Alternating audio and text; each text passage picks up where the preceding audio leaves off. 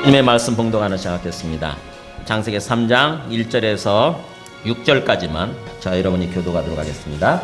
그런데 뱀은 여호와 하나님이 지으신 들짐승 중에 가장 강교하니라. 뱀이 여자에게 물어 이르되 하나님이 참으로 너희에게 동산 모든 나무의 열매를 먹지 말라 하시더냐?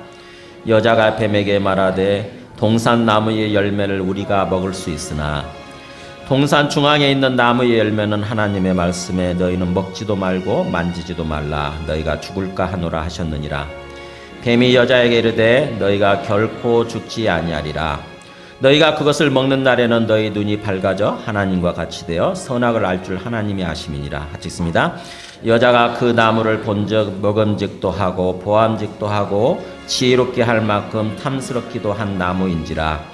여자가 그 열매를 따먹고 자기와 함께 있는 남편에게도 주매 그도 먹은지라. 아멘. 앉으시겠습니다. 예수님을 믿고 사랑한다고 하는 게 어떤 것입니까? 여러분 마음속에 이렇게 뭔가 이렇게 생각을 해보세요. 예수님을 믿고 살아간다. 그게 신앙이잖아요. 그죠? 그게 우리 기독교 신앙인데 예수님을 믿고 살아간다고 하는 게 도대체 어떤 건가? 예수님 믿고 살아간다고 한다면은 우리의 의식이 어떻게 달라져야 되고 우리의 삶의 모습이 어떻게 달라져야 되는 건가? 나는 진짜 그렇게 살고 있는 건가 지금 현재? 한번 생각해 보시기 바랍니다. 그러니까 내 마음속에 뭔가 이렇게 어떤 개념이 정리가 좀 되어져야 돼요. 그냥 무턱대고 그냥 무조건 이렇게 교회에 한번 왔다 갔다고 해서 예배 한번 드린다고 해서 그게 사실은 신앙이 아니고요. 하나님의 말씀을 통해서 정확하게 이렇게 뭔가 알아야 됩니다. 정확하게 알고 말씀대로 우리가 신앙생활을 해야 그게 진정한 믿음이 되는 거죠. 그래서 주님께서 원하시는 그런 삶의 모습이 되는 거예요. 그러니까는 예수님 믿는다고 하는 것이 어떤 것인지 한번 잘 생각을 해보세요.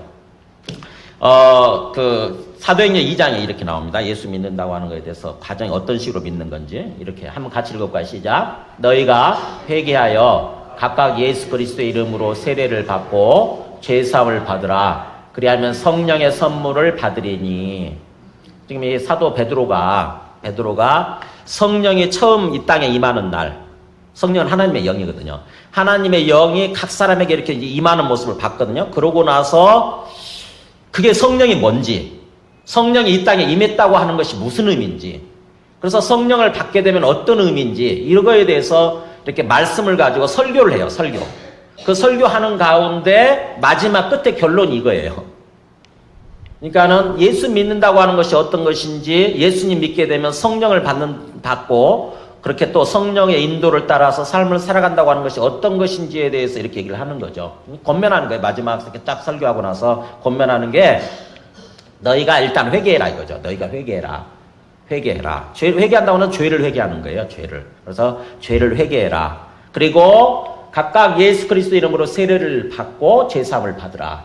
각각이란 말이 사실 앞에 원래 있는 거야. 너희가 각각 이렇게. 그러니까 한 사람 그야말로 모두가 저 사람 회개했다고 그래서 나는 회개 안 하면 되는 게 아니고 도매금을 같이 묻어가는 게 아니고 그냥 한 사람에게 다 해당되는 거거든요. 그러니까 아무리 우리 부모님이 믿고 있었어도 내가 그렇게 하지 않으면 내한테는 안 되는 거예요.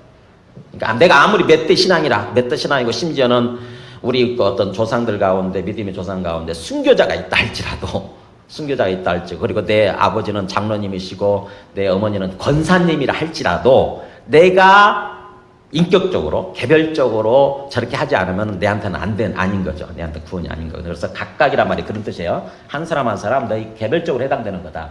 그래서 회개하고 예수 그리스도 이름으로 세례를 받으라.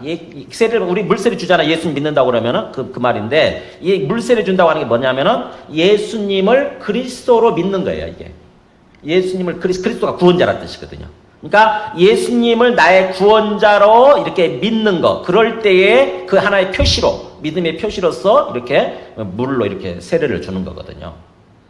그렇게 되면 앞에서 죄 회개했다고 그랬잖아요. 그 죄를 지은 죄를 죄사함을 받으라. 그렇게 되면 하나님이 용서해 주시고, 사함이란 말이 한자말 어려운 말인데 죄를 용서해 줄 거다 이렇게 돼요. 죄 용서를 받으라. 그렇게 되면 그게 끝이 아니라 드디어 이 성령 하나님의 영이라고 그랬죠. 성령을 선물처럼, 성령 선물이라고 그랬죠. 그러니까 우리가 무슨 막 어떤 돈을 주고 받는 게 아니라 우리 노력으로 받는 게 아니라 그냥 하나님께서 선물로 그냥 주시는 거예요. 은혜로 이렇게 공짜로 주시는 거죠. 그래서 선물이라는 뜻이에요. 그렇게 되면은 하나님의 영이 너희 안에 너희 각각의 안에 임하게 될 거다. 이렇게 얘기를 하는 거예요. 그러니까 예수 믿는다고 하는 것, 또 예수 믿는 과정이라고 해서 이런 거예요. 먼저 죄를 회개해야 되는 거죠. 죄를 회개하고 예수님을 받아들여야 되는 거예요. 나의 주원자, 나의 구원자로 받아들이는 거예요. 그 다음에 그렇게 되면은 죄가 용서되면서 성령이 우리 안에 들어오시게 된다고 해요. 하나님의 영, 하나님 우리 안에 들어오셔가지고 그 다음부터는 이제 하나님의 영을 우리 안에 모시고 하나님의 영과 함께 살아가는 거예요. 즉 다시 말하면 하나님을 모시고 살아가는 것입니다. 여러분 한번 생각해 보세요. 귀신이 우리 안에 들어오게 되면 어떻게 되죠? 귀신 들어온 사람 봤어요? 귀신 들린 사람? 그러면은 완전히 어떤 그 사람의 본래 인격이 나타나는 게 아니고 들어간 귀신의 모습이 나타나잖아요. 그죠? 귀신 들린 사람 그렇잖아요. 아니 그래서 뭔가 이상한 모습 보이지 않습니까? 그야말로 막 그렇듯이 어떤 어떤 영이 하나님의 영이 우리 안에 들어온다고 생각해 보세요. 귀신이 들어와도 그렇게 뭔가 바뀌고 삶이 바뀌고 인격이 바뀔진데 하나님의 영, 하나님이신 하나님의 영이 우리 안에 들어온다고 생각해 보세요. 그렇다고 한다면은 완전히 우리는 뭔가 새로운 모습으로, 새로운 의식, 새로운 삶의 모습으로 살아야 되는 거죠. 그게 신앙이에요. 그게 신앙생활. 그게 믿음 생활이거든요. 지금 그렇게 얘기하는 것입니다. 그래서 이렇게 그야말로 3단계로 이렇게 진행이 되는 건데 회개, 예수님 믿는 거, 성령 받는 거 이렇게 되는 건데 첫 번째 오늘은 이 회개하는 부분, 죄를 회개하는 부분 이거를 좀 함께 말씀을 집중적으로 나누기를 원합니다. 제가 6월 한 달 동안 예수 믿는다는 게 어떤 것인지 예수 믿고 우리가 구원받아가지고 이 땅에서 삶을 살아간다고 하는 것이 어떤 것인지에 대해서 이렇게 단계별로 체계적으로 이렇게 좀 말씀을 나누기를 원합니다. 그러려고 그래요. 그래서 큰 주제가 우리 주보에 보면 알지만 복음의 본질로 돌아갑시다 이렇게 돼 있어요. 그러니까는 그냥 멋모르고 내가 예수 믿는다고 생각하고 멋모르고 신앙생활하는 것이 아니라 개념 없이 신앙생활하는 거죠. 왔다 갔다. 그러면은 그야말로 시간 낭비하고 돈 낭비하는 게 됩니다. 헌금까지 하시게 되면 정말 개념을 제대로 알고 제대로 이렇게 믿으셔야 그게 헛된 낭비가 되지 아니하고 정말 우리 삶이 은혜가 넘치고 기쁨이 넘치는 또 주님의 소망이 넘치는 그런 삶이 되는 거거든요. 주님께서는 그런 삶을 원하셔서 우리를 이렇게 이 자리로 좀 불러주신 거거든요. 그렇게 되기를 원하셔서. 그래서 이 6월 한 달 동안 말씀을 통해서 하나하나 개념에 대해서 참 잘 정리를 해보시고 그래서 진정으로 복음을 알고 진정으로 신앙생활을 믿음의 사람으로 세워지는 그런 시간이 되시기를 바랍니다. 그런 가운데 오늘 우리가 읽은 이 3장, 창세기 3장은요.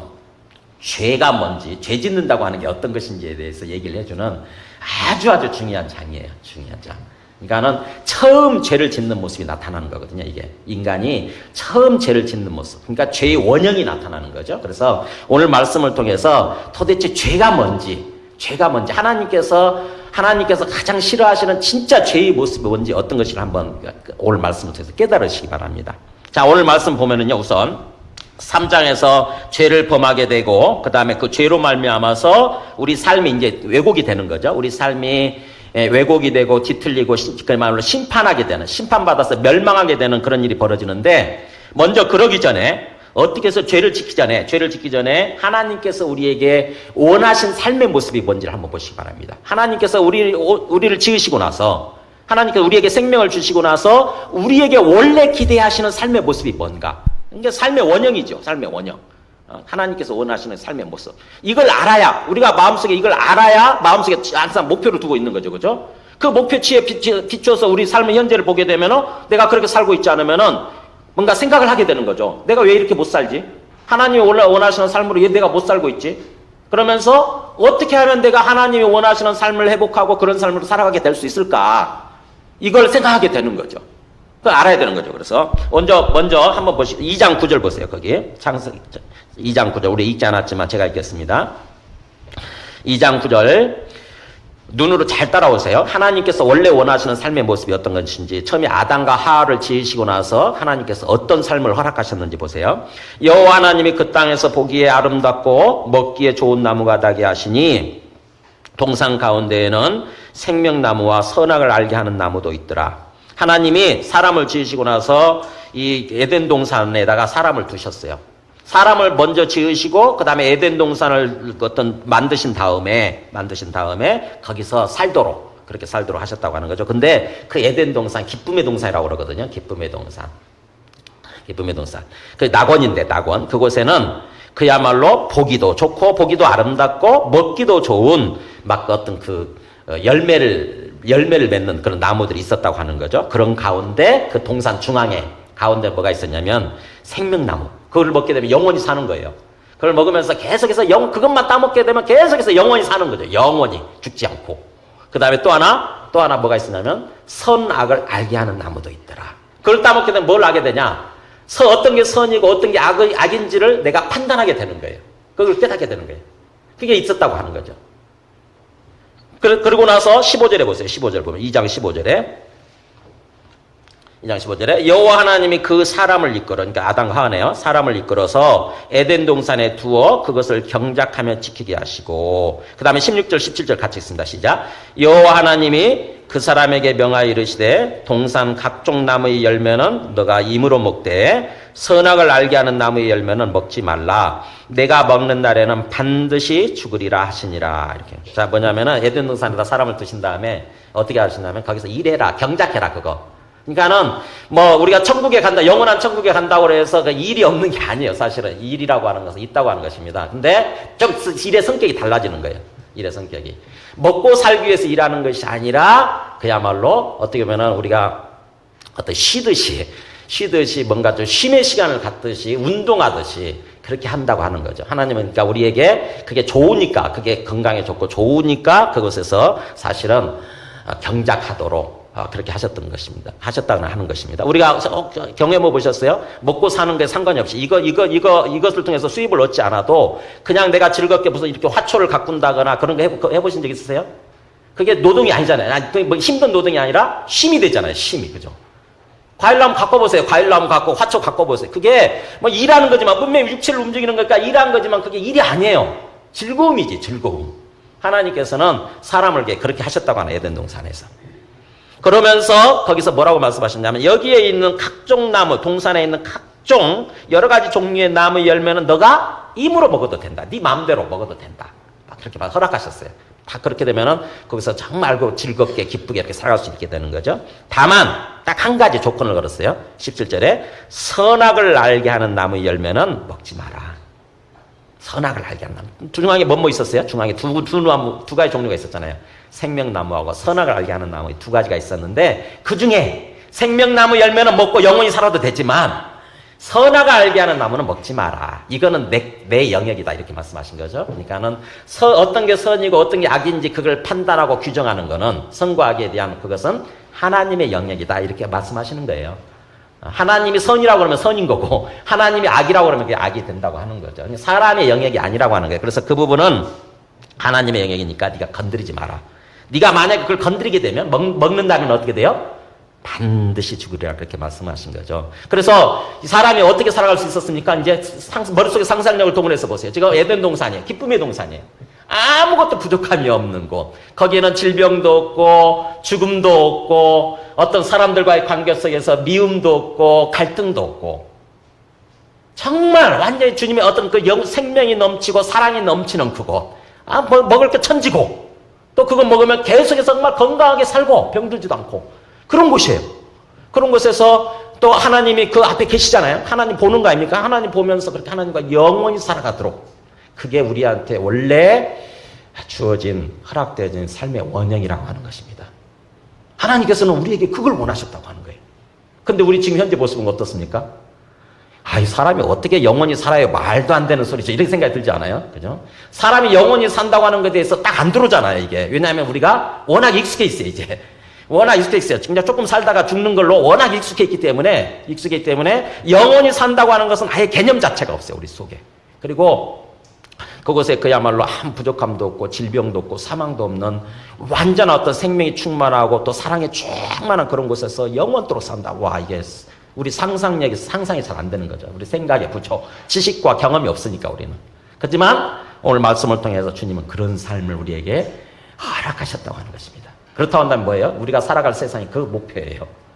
우리가 살아갈 세상이 그 세상이에요. 세상 앞으로.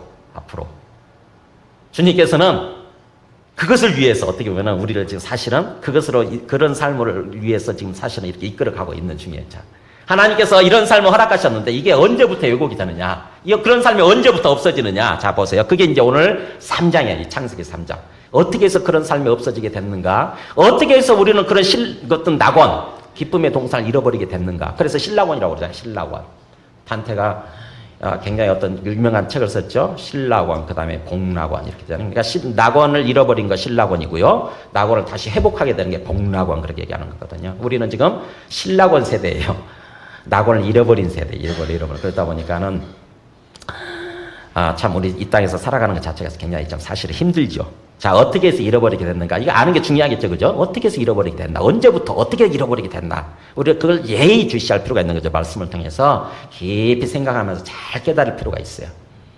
우리가 어떤 뭔가 낙원을 회복된 그런 삶을 살아가도록 하기 위해서 하나님께서 그걸 원하시고 그것을 위해서 뭔가 우리한테 조치를 해주셨다고 한다면 그게 바로 예수 그리스도고, 그래서 예수님을 믿는다고 한다면 그런 삶으로 우리가 살아갈 수 있다고 한다면, 예수님을 믿고 그렇다고 한다면은 우리가 그 목표를 가지고 어떻게 해서 잃어버리게 됐는지, 또 어떻게 하면 또 잃어버리게 되는지, 그 반복하게 되면 잃어버리게 되는 거거든요. 그거를 잘 교훈을 얻을 필요가 있는 거죠. 그게 이제 이 창세기 3장이에요. 그러니까는 다른 성경도 다 중요하지만 우리가 크게 실수한 부분 있잖아요. 그죠? 우리가 크게 실수한 부분, 우리 인생에서 크게 실수한 부분 있지 않습니까? 그거를 항상 어떤 그 교훈을 되새길 필요가 있는 거죠. 그래야 그거 되풀이하지 않잖아요. 그죠? 그러니까 우리가 역사가 주는 교훈이라는 게 그런 거거든요. 역사가 주는 유익이라고 하는 게 과거를 돌아보면서 우리가 똑같은 실수, 똑같은 잘못을 되풀이하지 않으려고 하는 거. 이게 중요한 거죠. 그래서 이 창세기 3장은 우리 인간의 대표이신 아담과 하와가 잘못하고 실수한 부분, 그것으로 말미암아 우리가 낙원을 잃어버린 거, 그것을 보여준다고 하는 것입니다. 자, 보면은 3장 1절에 자, 그 작업이 누구에 의해서 시작이 되냐면은 뱀이에요.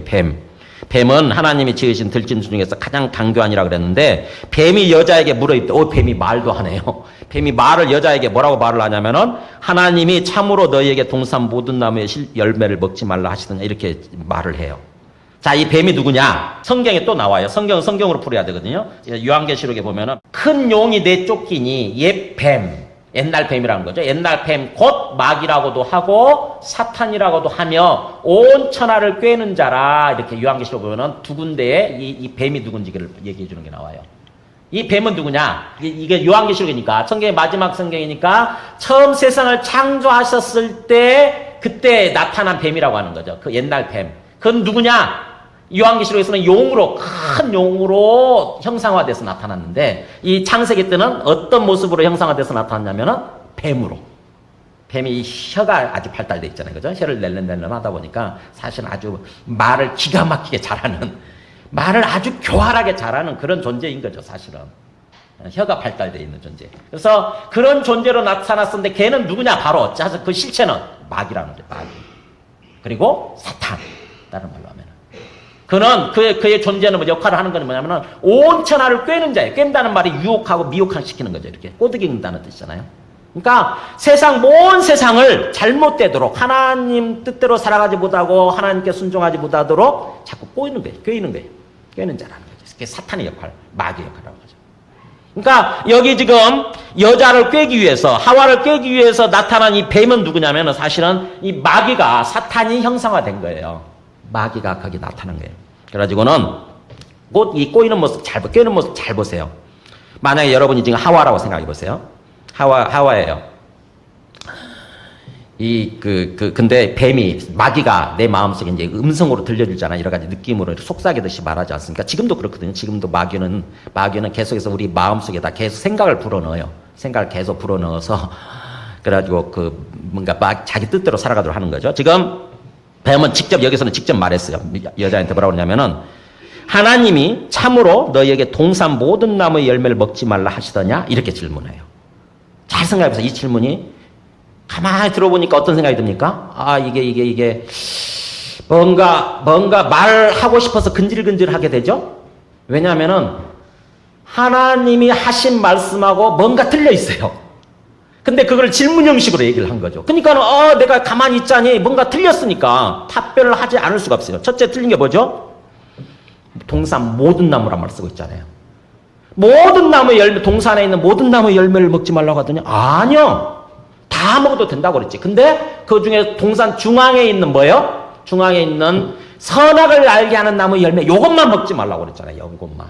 근데 동산 모든 나무 열매를 먹지 말라고 했더냐라고 질문하면서 그것도 뭐라고 붙이냐면 참으로 이렇게 붙이는 거죠. 진짜로 그렇게 얘기했냐? 언제 하와가 분명히 그렇게 얘기한 적이 없잖아요. 그죠? 하와가 사단한테 그렇게 얘기한 적이 없어요. 동산 모든 나무 열매를 먹지 말라고 그랬다. 그렇게 얘기를 했다고 한다면 진짜로 그랬냐 이렇게 질문할 판인데 하와는 이제 그런 말한 적이 없는데 마치 자기가 들었다는 듯이 마귀가 들었다는 듯이 그런 식으로 말을 하는 거죠. 참으로 진짜 그러면서 모든 나무를 먹지 말라고 그랬냐 이렇게 하니까 하와가 답답한 거죠. 그래서 입을 열어서 결국 이 사탄을 상대하기 시작합니다. 사탄을 무시해버려야 되거든. 사실은 무시해야 되는데 내 안에 사탄이 주는 음성에 대해서 무시해야 되거든요. 근데 이렇게 교묘하게 아주 교활하게 밀고 들어오니까 말을 하지 않을 수 없게 되는 거예요. 오늘날 마찬가지입니다. 뭐라고 그럽니까 여자가? 동산 나무의 열매를 우리가 먹을 수 있으나 여기까지는 맞죠? 동산 중앙에 있는 나무 열매는 하나님의 말씀에 너희는 먹지도 말고 만지지도 말라 너희가 죽을까 하노라. 자, 이 3절에서 뭐가 틀려 있습니까? 동산 중앙에 있는 나무 열매 이렇게 얘기하네요. 아니죠. 중앙에 있는 것 중에서도 선악을 알게 하는 나무. 그것만 있었잖아요. 근데 여기서 벌써 틀렸고 그 다음에 너희는 먹지도 말고 만지지도 말라? 뭐가 틀렸죠? 만지지 말라 말 하신 적이 없어요. 먹지 말라고 그랬지. 먹지 말라고 그랬지. 근데 만지지도 말라까지 한 건 뭐예요? 말씀을 부풀리는 거잖아요. 그죠? 말씀을 자기가 확대해서 가는 거예요. 과장하는 거예요. 과장하는 거. 먹지 말라고 했을 뿐이지 만지는 거 괜찮다고 그랬어요. 만지지 말라고 그런 한 적이 없어요. 그 다음에 또 하나. 너희가 죽을까 하노라? 죽을지도 모른다. 이런 뜻이거든요. 이게 죽을지도 모른다. 뭐가 되고 기됐죠? 하나님 뭐라고 말씀하셨어요? 아까 2장 그 17절에서 반드시 죽으리라고 그랬잖아요. 반드시. 그럼 먹게 되면 반드시 죽는다고 그랬지 죽을지도 모른다 그렇게 얘기한 적이 없어요. 그러니까 뭐예요? 또 이 말씀 하나님의 말씀을 제가 하와는 축소시키고 있는 것입니다. 축소시키고 있어요. 그러니까 하와가 기본적으로 뭔가 하나님의 말씀을 알죠. 하나님의 말씀을 아는데 정확히 알고 있는 것이 아니라 제대로 알고 있는 것이 아니라 대충 알고 있는 거예요. 어렴풋이 알고 있는 거예요. 그러니까는 이 마귀가 살짝 뭔가 미끼를 던져봤다가 보니까 걸리거든요. 이게 미끼를 던졌더니 하와가 걸리네. 뭔가 잘못 알고 있는 거예요. 말씀을 잘못 알고 있는 거예요. 그러니까 어떻게 합니까? 우리가 그렇죠. 이렇게 낚시 딱 던졌는데 그 고기가 딱 무는 것 같으면 어떻게 해야 되죠? 그 내버려두면 도망가 치잖아요. 어떻게 하죠? 딱 낚고 채잖아요. 그죠? 낚고 채면 딱 걸리지 않습니까? 사탄이 어떻게 하는 거 보세요. 마귀가. 4절에 뱀이 여자에게 이르되 너희가 결코 죽지 아니하리라.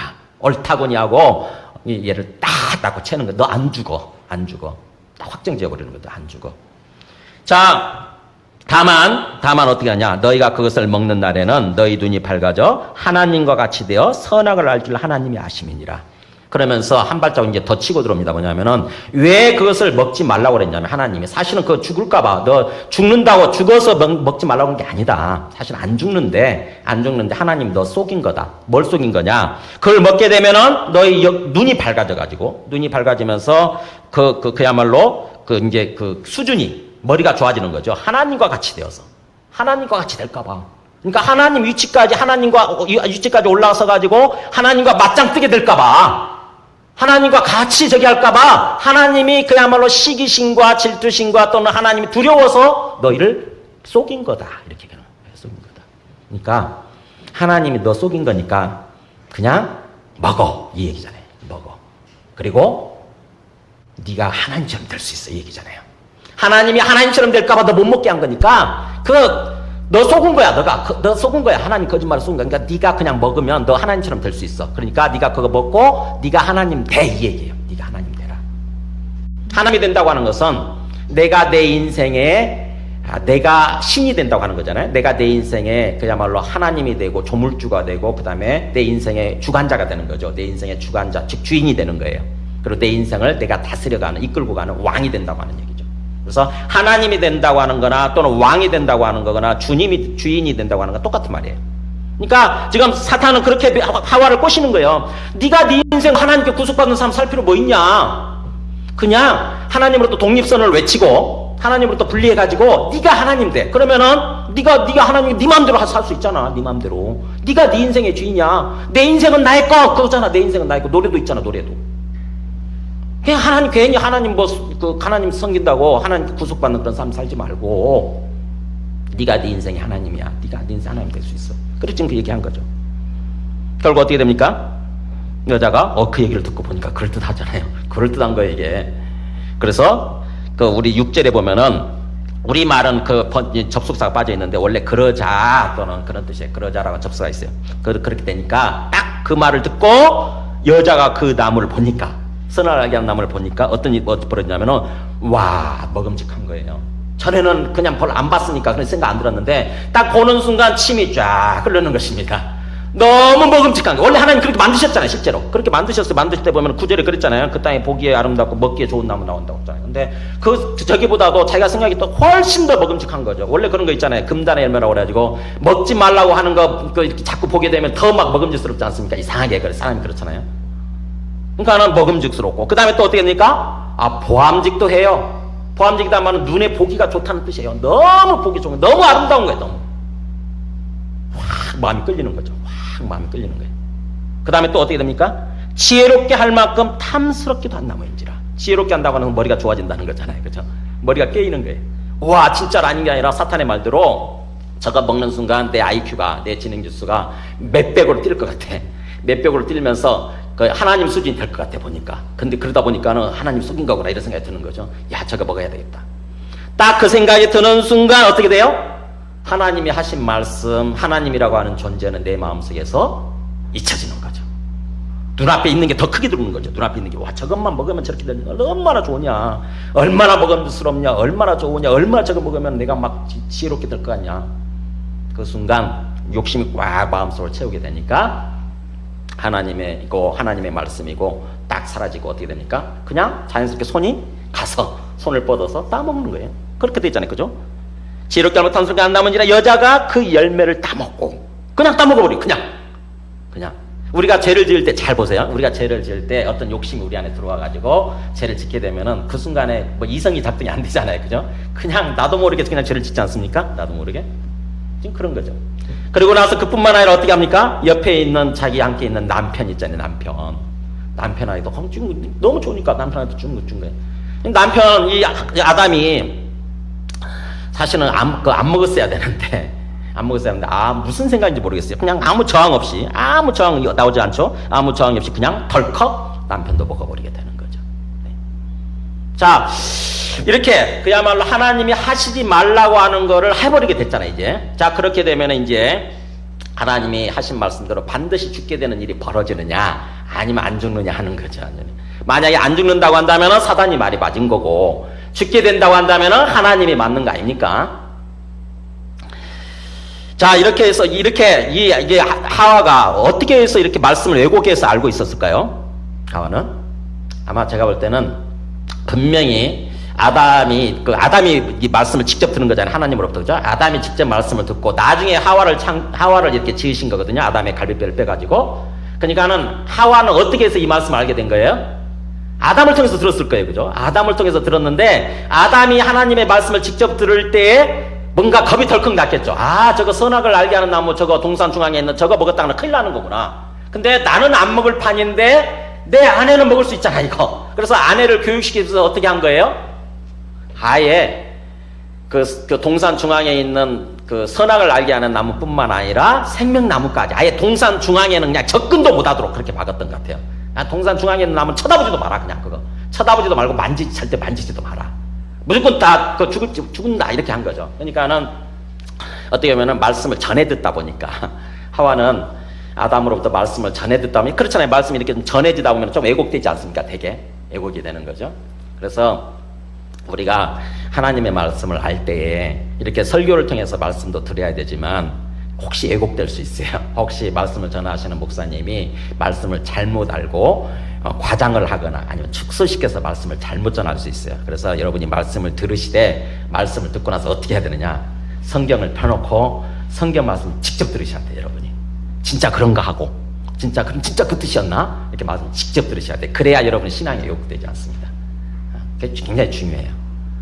지금 이렇게 하와는 아무래도 아담으로부터 말씀을 전해 듣다 보니까 이렇게 말씀이 왜곡되게 알고 있었고 그 틈새를 사단이 비집고 들어온 것입니다. 우리 안에 말씀을 잘못 알고 있잖아요. 성경 말씀을 잘못 알고 있으면 내가 알고 있는 말씀을 가지고 사탄이 비집고 들어와요. 교묘해요. 아주 교활해요. 아주 아주. 사탄이 누구도 그렇게 했냐면 예수님도 사실은 그렇게 했어요. 예수님도 유혹하면서 성경 말씀을 가지고 왜곡시키거든요. 한번 좀 보실래요? 마태복음 4장에 보면은 마귀가 예수님을 거룩한 성으로 데려다가 성전 꼭대기에 세우고 나서 뭐라고 얘기하냐면 네가 하나님의 아들이면 뛰어내려라. 그러면서 기록되었으되 그가 너를 위하여 그의 사자들을 명하시리니 그들이 손으로 너를 받들어 발이 돌에 부딪히지 않게 하리로다 했느니라. 이렇게 해요. 그러니까는 예수님을 이렇게 유혹하면서 예수님을 하면서 성전에다 꼭대기에다 올라놓고 뛰어내려라. 네 하나님의 아들이면 뛰어내려라. 왜냐하면 성경에 기록이 돼 있지 않느냐. 네가 뛰어내려도 그 하나님이 사자들 천사들 명해가지고 손으로 딱 받들어서 발이 돌에 부딪히지 않도록 그렇게 한다고 성경에 기록되어 있지 않느냐. 이렇게 사실 앞뒤 맥락을 보면 전혀 그런 뜻이 아닌데 그런 식으로 살짝 말씀을 비틀어가지고 유혹을 하거든요. 만약에 예수님이 말씀을 정확하게 모르고 있었다고 한다면 그 말씀에 넘어갔을 거예요. 근데 예수님은 알고 계셨기 때문에 뭐라고 하냐면은 예수께서 이르시되 또 기록되었을 때 주 너의 하나님을 시험하지 말라 했느니라. 다른 말씀으로 대응하시는 거예요. 설사 그 말씀이 기록됐다 할지라도 하나님을 절대로 테스트하지 말라고. 하나님을 시험하지 말라고 그랬다. 그러니까는 하나님을 내가 뛰어내리는 건 뭐예요? 내가 일부러 뛰어내리는 건 하나님 테스트하는 거잖아요. 하나님 진짜 계시는지, 하나님 나를 보호하시는 분인지 그런 거잖아요. 일부러 자기가 죄를 지으면서 그런 거 하는 거 아닙니까? 그러니까 절대 하나님을 테스트하지 말라고 그랬다. 그게 더 중요하다고 이렇게 말씀을 하는 거죠. 결국 올바로 말씀을 알고 있음으로 말미암아서 예수님은 사탄의 유혹에 넘어가지 않게 됩니다. 우리가 정말 주님의 말씀을 바르고 알고 있어야 돼요. 사탄은요, 오늘날도 계속해서 우리를 그런 식으로 이 아담과 하와를 유혹했던 것처럼 그런 식으로 우리를 유혹합니다. 그 유혹의 고리가 뭔지 아세요? 유혹의 연결고리가 요한일서 2장 15절에 보면은 이 세상이나 세상에 있는 것들을 사랑하지 말라. 사랑한다고 하는 것은 그걸 주인으로 삼는 거예요. 하나님으로 삼는 거예요. 절대시 여기는 거죠. 누구든지 세상을 사랑하게 되면, 세상을 그렇게 절대시하게 되면은 아버지의 사랑, 하나님의 사랑이 그 안에 있지 않게 되는 거다. 그러면서 왜냐하면 이는 세상에 있는 모든 것이 같이 있습니다. 시작. 육신의 정욕과 안목의 정욕과 이생의 자랑이니 다 아버지께로부터 온 것이 아니요 세상으로부터 온 것이라. 그러니까 세상에 있는 모든 것, 지금 이 세상은 누가 다스리고 있느냐면 사탄이 왕이 되어서 다스리고 있는 세상이거든요. 그래서 세상에 있는 것들은 무엇과 관련된 거냐면은 우리 육신의 정욕. 육신의 정욕이라고 해서 우리 육체와 관련된 욕망이에요. 육체와 관련된. 이를테면은 먹고 싶을 때, 배고플 때 먹고 싶은 거, 또는 어떤 목마를 때 마시고 싶은 거, 잠자고 싶을 때, 피곤할 때 잠자고 싶은 거, 수면욕, 또는 어떤 성적인 욕망. 우리 육체와 관련된 모든 욕망이 육신의 정욕이에요. 그것과 관련돼 있거나 또는 안목이 있다 그러잖아요. 우리 눈에 보이는 것에 대한 욕망. 뭐예요? 보이는 것 쪽쪽 갖고 싶은 거예요. 소유욕이에요. 소유욕. 어떤 재물 욕심, 소유욕, 재산 욕심 이거예요. 그것과 관련되거나 아니면 이생의 자랑. 이 세상에 이 땅에서 나를 자랑하는 거죠. 나를 드러내고 자랑하는 거죠. 명예욕이 명예욕. 그러니까 육신의 정욕이나 소유욕이나 또는 명예욕 이 세 것과 세 개에 다 관련되는 거다. 이거 아니면 이거다. 그것을 통해서 그걸 사랑하게 될 때, 그러니까 그걸 그렇게 해서 사랑하게 될 때 바로 사탄이 사실은 이끌어가는 그렇게 삶이 된다고 하는 거죠. 그러니까는 우리가 잘 보세요. 잘 생각해 보세요. 내가 어떤 때 넘어지나. 사람마다요. 이 세 가지 중에 사람마다 자기가 연약한 부분이 있어요. 어떤 사람은 이 정욕이 약한 사람이 있고 정욕이 굉장히 쉽게 넘어지는 사람이 있고 어떤 사람은 소유욕, 재산 욕심에 약한 사람이 있고 어떤 사람은 명예욕에 약한 사람이 있어요. 사람마다 다 다릅니다. 그래서 자기가 넘어진 부분에 되게 넘어져요. 왜냐하면 사탄이 그걸 알거든요. 우리 연약한 부분을 알아요. 그래서 그것을 갖다가 우리 눈앞에다 코앞에다 들이미는 거예요. 그렇게 되면은 그것에 대한 그게 욕심이 있으니까 우리 안에 욕심이 있으니까 그것 때문에 하나님을 잊어버리고 하나님의 말씀을 잊어버리게 되는 거죠. 여기게 되는 거죠. 그래서 사탄은 마귀는 영적 세력이거든요. 아주 지능이 좋은 정말 지능이 뛰어난 영적 세력이기 때문에 우리 연약한 법을 아시고 그걸 연약한 법을 알고 그거를 가지고 이렇게 들이민다고 하는 거예요. 접근한다고 하는 거예요. 그래서 오늘 말씀을 통해서 잘 한번 생각해 보시기 바랍니다. 내가 연약한 부분이 어딘지. 자, 이것을 통해서 우선 어떤 일이 벌어지냐면은 그렇게 결국 하나님이 하지 말라고 하는 것을 어김으로 말미암아서 그 다음에 이제 하나님의 말씀이 옳은지 아니면 사탄이 옳은지 한번 보시기 바랍니다. 먼저 그렇게 되다 보니까는 그렇게 죄를 범하게 나고 나서 8절에 보니까 사람들의 반응이 그들이 그날 바람이 불 때 동산에 거니시는 여호와 하나님의 소리를 듣고 아담과 그의 아내가 여호와 하나님의 낯을 피하여 동산 나무에 숨은지라. 자, 우리가 죄를 범하게 되면은 뭐가 되냐면은 우리 마음속에 하나님이 부담스러워져요. 하나님이 싫어집니다. 이 사람이 하나님 앞에 나아가는 게 마음에 짐이 돼요. 부담돼요. 내가 죄악 가운데 있으면. 그러니까 그야말로 내가 하나님이 되려고 하는 그런 거죠. 내가 하나님이 되고 내가 주인 되어 살아가려고 하는 그런 하나님을 어겨버리고 그렇게 되면은 하나님을 인정하는 게 싫습니다. 하나님 부담스러워. 하나님을 숨는 게 지금 아담과 하와가 숨잖아요. 숨어봤자 어디 숨겠어요? 이게 정말 손바닥 아니지. 근데도 불구하고 숨어요. 자, 그러고 나서 하나님이 그러죠. 9절에 아담을 부르면서 아담아 너가 어디 있느냐 이렇게 질문하잖아요. 너가 어디 있냐. 몰라서 묻는 거 아니잖아요. 그죠? 하나님이시니까 다 아실 거 아닙니까? 몰라서 묻는 게 아니고 너가 왜 여기 있느냐, 너가 무슨 일을 했느냐 이거 묻는 거죠. 사실은 너가 무슨 일을 했느냐라고 어떤 정체성을 묻는 거죠. 네가 그 죄를 범했느냐 이렇게.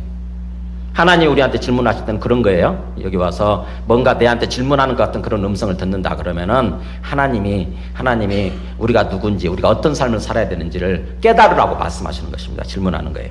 자, 그렇게 했을 때 너가 왜 그 죄를 범했느냐 그랬더니 12절에 뭐라고 그럽니까?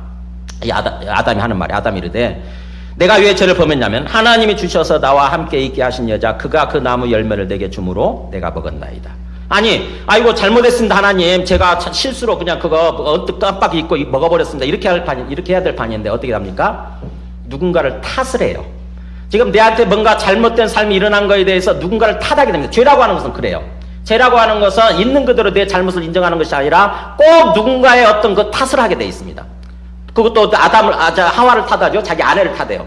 아내가 주는 바람에 제가 그거 먹었습니다. 근데 그 아내는 누구냐? 누가 줬냐면은 하나님 당신 주었잖아요. 하나님 당신이. 그러니까 내 잘못 때문에 먹은 게 아니고 여자 때문에 먹은 거고 당신 때문에 먹은 겁니다. 이 얘기를 하는 거죠. 지금 이 얘기. 이 죄라고 하는 속성은 그거예요. 내가 잘못을 범해놓고 그것 때문에 우리 삶이 굉장히 힘들어지게 되면은 자꾸 누군가를 향해서 원망하고 불평하고 결국 그 원망의 화살을 누구한테 돌리는 거냐면 하나님을 향해서 돌리죠. 하나님 왜 이런 상황을 허락하셔가지고 왜 저 사람을 내한테 붙여주셔가지고 이렇게 했습니까? 이렇게 원망하게 되는 거죠. 그게 죄의 속성입니다. 그러므로 말미암아서 이제 하나님께서 심판하시게 됩니다. 첫 번째 심판은 뱀에 대한 심판은 나중에 보기로 하고요. 이제 16절에 보면 여자에게 뭐라고 심판하시냐면은 여자에게 이르시되 내가 너에게 임신하는 고통을 크게 더하리니 너가 수고하고 자식을 낳을 것이며 너는 남편을 원하고 남편은 너를 다스릴 것이니라. 뭐예요? 출산할 때 고통이 주어진다고 하는 것입니다. 뒤집어서 얘기하면 전에는요, 심판이 있기 전에는 출산할 때 고통이 없었다는 것입니다. 잘 모르시죠?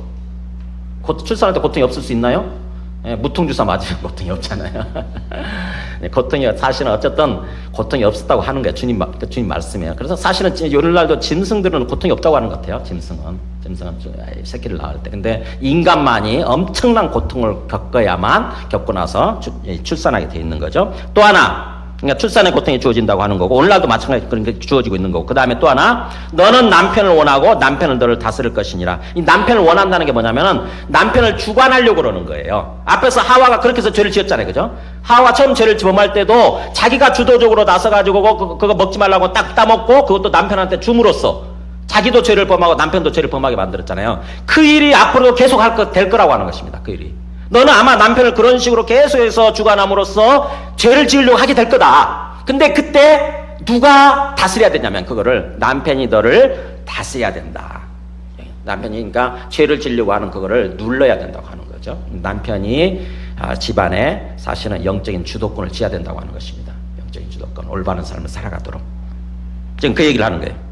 그게 그 여자에 대한 심판이고, 그 다음에 17절, 이제 아담에 대한, 사람에 대한, 남자에 대한 심판은 뭐냐면은, 너가 너의 아내의 말을 듣고 내가 너에게 먹지 말라 한 나무 열매를 먹었음 즉, 이제, 땅은 너로 말미암아 저주를 받고 너는 평생에 수고하여야 그 소산을 먹으리라. 뭐예요? 이제부터는 노동이 이제 먹고 살기 위해서 일해야만 되는 그런 게 된다고 하는 것입니다. 아까는 그냥 즐거움의 어떤 경작하는 거 즐거움이었는데 이제는 뭐예요? 이렇게 일하지 않으면 평생 고생하지 않으면 평생 수고하지 않으면은 이제는 먹고 살 수 없는 그런 삶이 된다고 하는 거죠.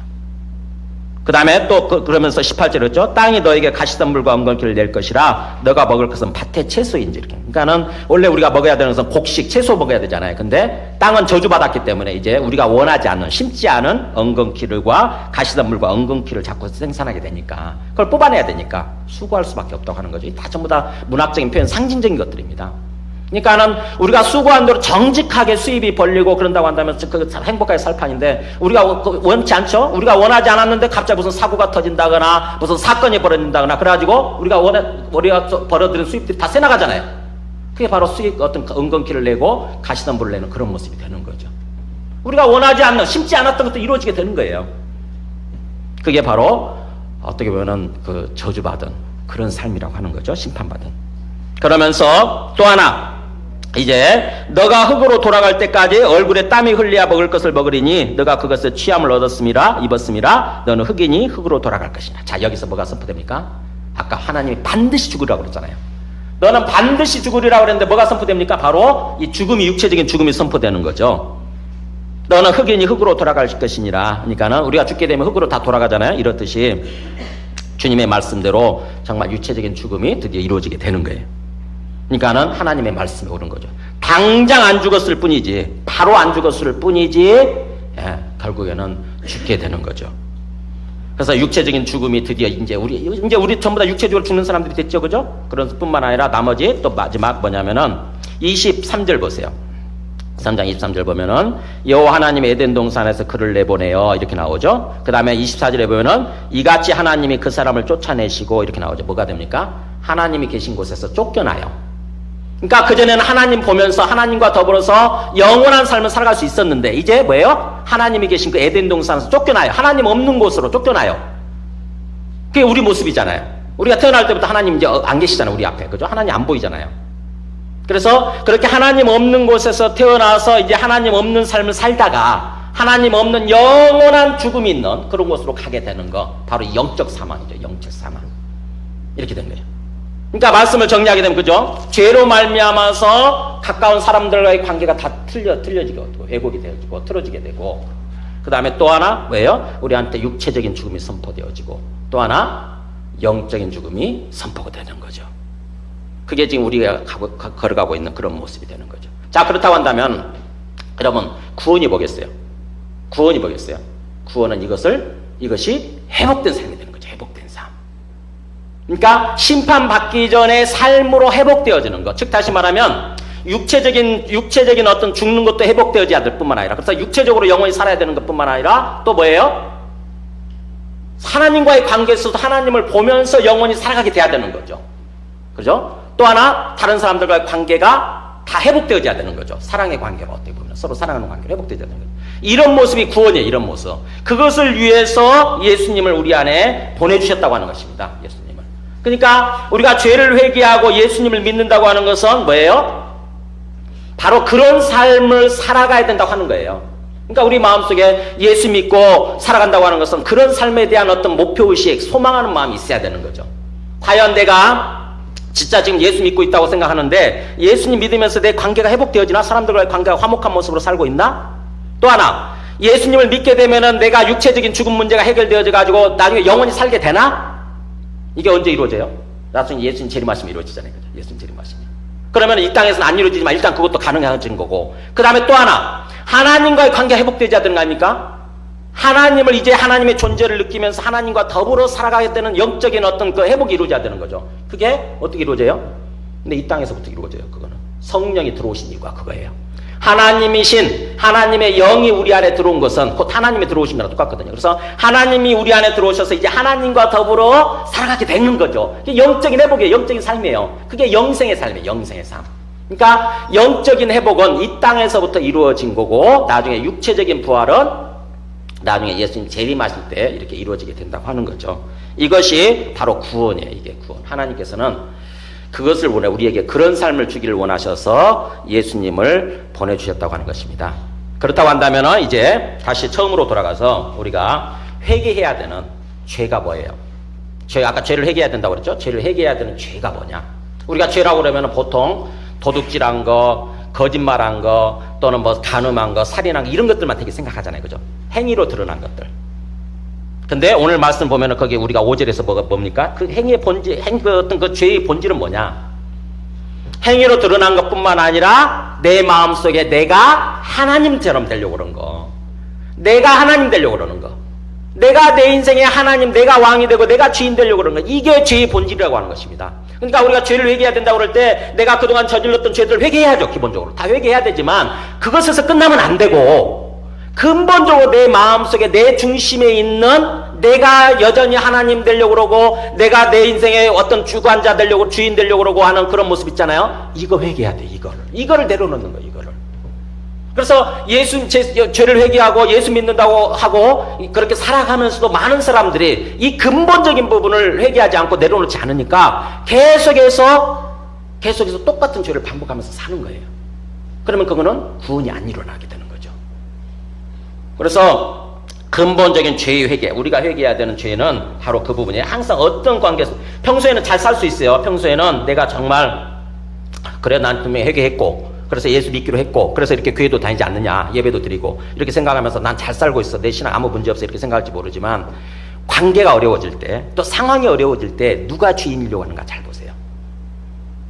관계가 상황이 어려워지게 되면 내 속에서 생각이 쫙 이렇게 일어나요. 내 감정, 내 기분이 쫙 꿈틀거려서 일어나면서 내가 완전히 주인 되려고 하는 게 되는 거죠. 하나님 없어졌어요. 하나님 내 마음속에 사라져 버리고 그게 바로 똑같이 죄로 돌아가서 죄악된 삶을 산다고 하는 것입니다. 그렇게 되면 우리 삶이 구원이 일어나지 않고 하나님이 주관하시고 인도해 가시는 그런 구원이 일어나는 게 아니고 망하게 된다고 하는 것입니다. 그래서 항상 우리가 기억해야 하는 것, 정말 내가 회개해야 되는 죄의 본질은 뭐냐면 내가 하나님 되려고 그러는 것. 로마서 1장 28절에 그들이 마음에 하나님 두기를 싫어하며 하나님께서 그들을 상실한 마음대로 내버려 두사 합당하지 못한 일을 하게 하셨으니 하면서 쭉 이렇게 나오죠. 모든 불의 추악 탐욕 악이 가득한. 그러니까 이게 행위의 죄죠. 이게 행위로 드러난 죄의 모습인 거고 이렇게 하게 된 근본적인 죄는 뭐냐면 마음에 하나님 두기를 싫어하는 거.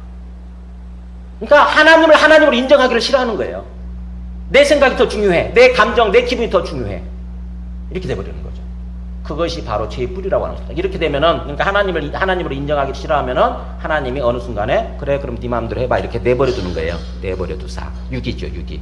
그렇게 되면 그 다음부터 이제 내 마음대로 막 하기 시작하면서 합당하지 못한 여러 가지 행동, 여러 가지 삶의 모습을 보이기 시작한다고 하는 거죠. 그래서 우리가 과거에 해결했던 죄들, 거짓말, 도둑질한 거, 간음한 거, 살인한 거 이런 것들은 사실은 열매죄들, 행위의 죄, 열매죄들, 파생죄죠, 파생죄.